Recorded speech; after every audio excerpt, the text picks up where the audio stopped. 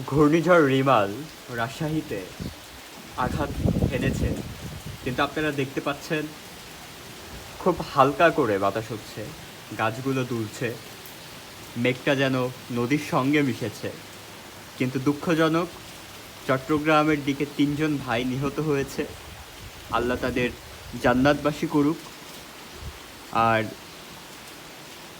সবার সতর্ক থাকা উচিত, রাস্তা দিয়ে অবশ্যই না হাঁটা, কারণ গাছের ডালপালা ভেঙে যেতে পারে, কারণ বৃষ্টির জন্য গাছের ডালগুলো ভারী হয়ে পড়েছে, হালকা বাতাসেই সেটা ভেঙে পড়বে।